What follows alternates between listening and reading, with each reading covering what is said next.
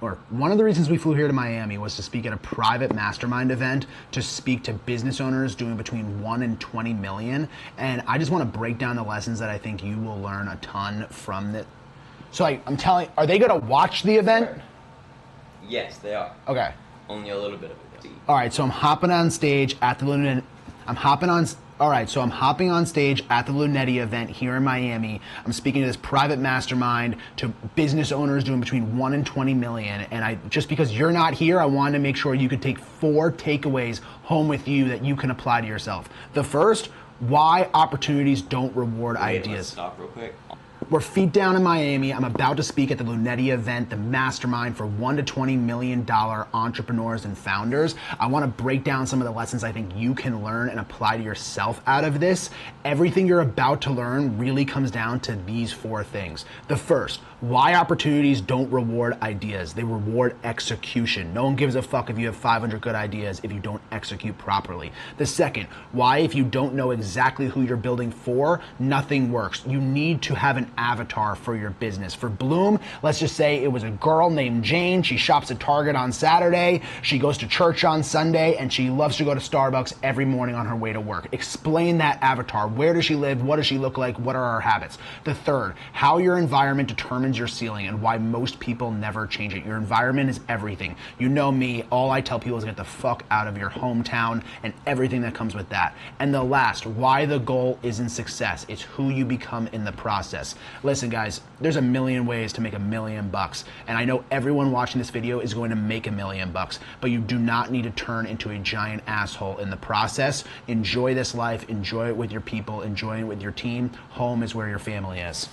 And the last, why the goal isn't success, it's who you become in the process of chasing that success. Because if you become the right person, everything else follows. I promise you that. I'm not some goody two-shoe, woo-woo type of guy, but you do not want to be the asshole that their family doesn't speak to them, they're on their 7th wife, and they're just fucking lonely and rich. You want to take care of your people. It's funny because public speaking definitely isn't natural for me. It shakes me up, man. I mean, my heart rate goes crazy. I run out of breath. I used to not even be able to make presentations in high school and college. I would literally forget to breathe, and I would just, I'm doing it right now. I'm literally forgetting to breathe right now because I'm trying to speak on this topic.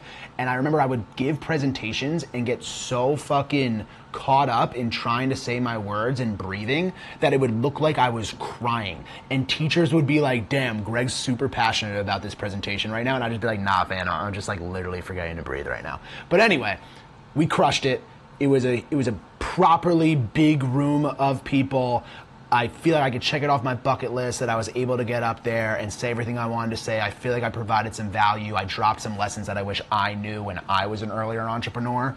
And hey, if public speaking isn't natural for you or whatever the thing is that you're currently sweating a little bit when you approach it on day-to-day life, go tackle that shit. Do it with a homie. I did it with Dom Icavone, and he just made me feel super comfortable, and everybody in the room was just fellow entrepreneurs. And dude, we're all just going after the same battle every single day. We're all just a couple guys trying to succeed in life. And if you could find, in most cases, people are gonna be trying to lift you up and trying to make you feel comfortable. So, I don't know, not a normal topic that I speak on, but I'm nervous a lot of days, and I'm sure a lot of you guys are too, but what makes a coward is the someone who doesn't go after it. Being a brave person isn't somebody who doesn't feel fear, it is somebody who just doesn't do the thing.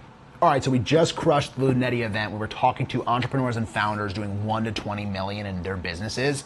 And first of all, like, damn, the entrepreneurship community just fires me up so much. We're really all just trying to lift each other up. And I used to be so toxically competitive and thought I couldn't network. And seeing the homies in this room, men and women, just wanting to network and help each other was so killer. And it made me feel so comfortable speaking and sharing in that room.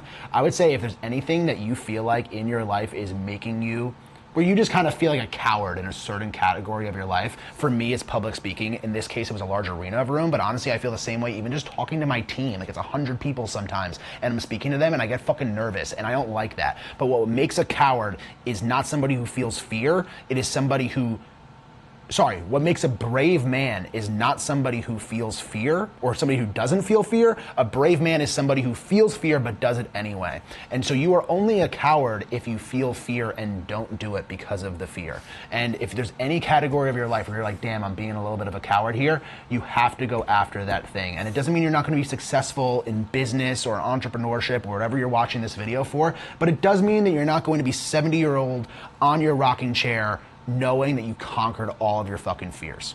And honestly, now that I'm just thinking out loud with y'all, it's like the whole lesson from this thing is there's never going to be the perfect opportunity to go after your fears. Perfection's the enemy of progress for everything in life, but it's like, I didn't know that this speaking event would come across my plate and that I could say yes to it. And honestly, I could have easily said no. I don't owe Dom Icavone any favors. I don't owe this community any favors. I didn't even get paid for this. But I knew that it was an opportunity to go up against my fears, and that's why I did it. And that's what I know. If you guys are 20, 30, 40 years old and you want to become the best version of yourself, do not wait for the perfect environment to go after your fears. Just fucking stab them. Just go after them. And at the end of the day, it's not money, it's not status. What actually matters is becoming the best version of yourself. And the only way out is through. The only thing stopping you from becoming the best version of yourself, you just need to go do that thing. The only way to get through a storm is to literally drive through it in life. And you just need to do that on the small things, the big things, the medium-sized things, the family bullshit, the business bullshit, the relationship bullshit. Go through them, fam. And that's how you find yourself in just a 10-year span so outrageously further ahead than you were 10 years previously.